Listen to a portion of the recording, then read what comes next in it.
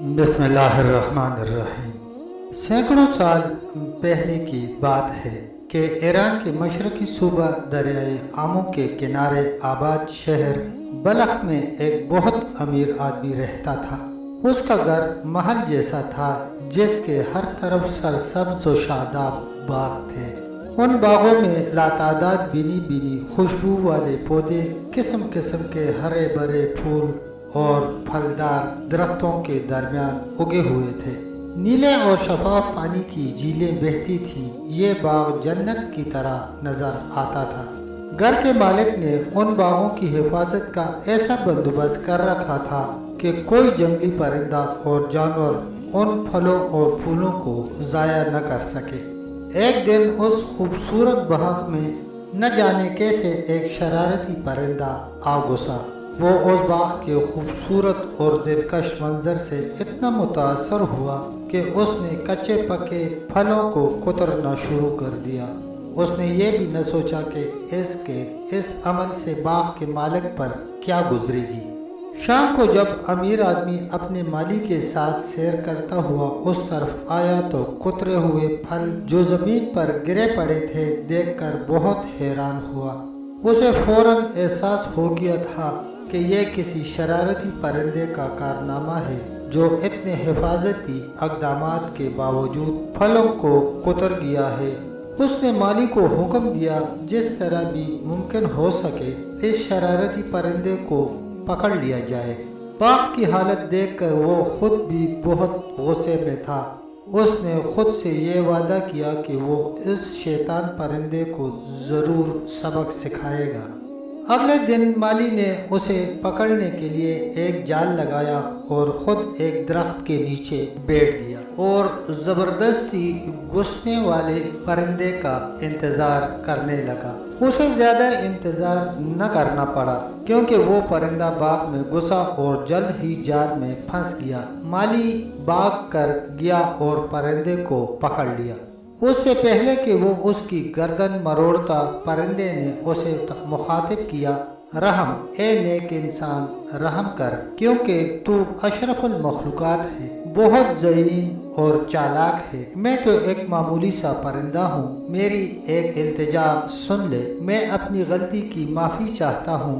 میری اللہ تعالیٰ سے دعا ہے کہ تیرے اس خوبصورت باغ کی خوبصورتی میں اور زیادہ اضافہ کرے۔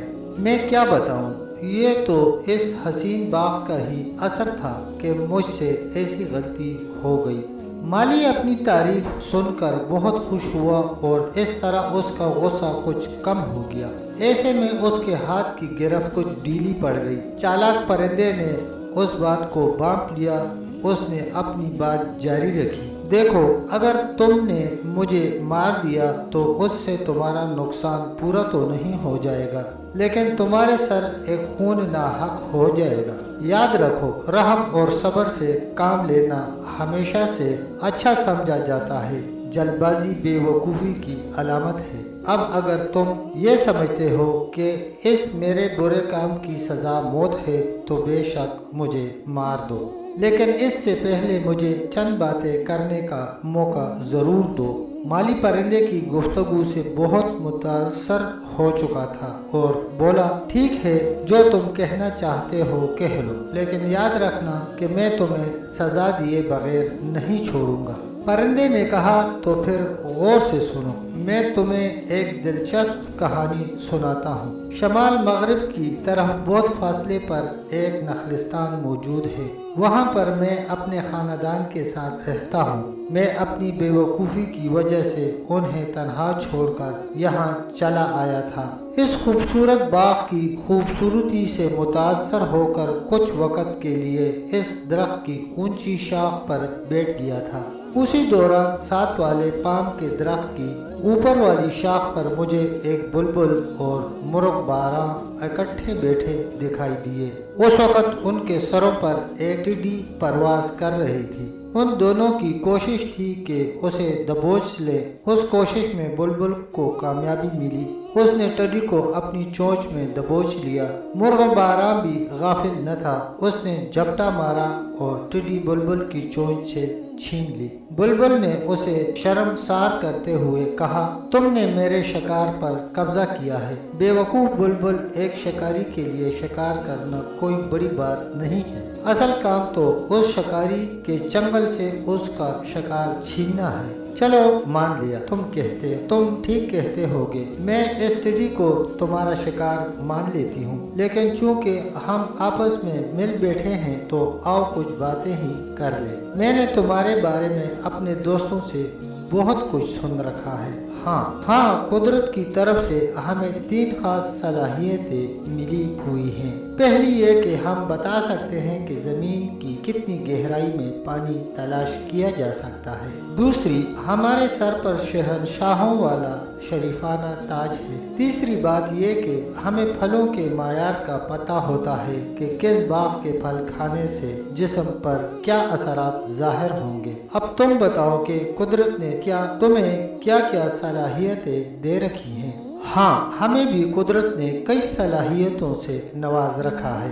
एक तो हमें बहुत खुश और मसरूर कुन आवाज दी है, दूसरी ये कि पूरी रात जागते रहना, और तीसरी जिस्म पर हसीन रंगों की आमेज़श है।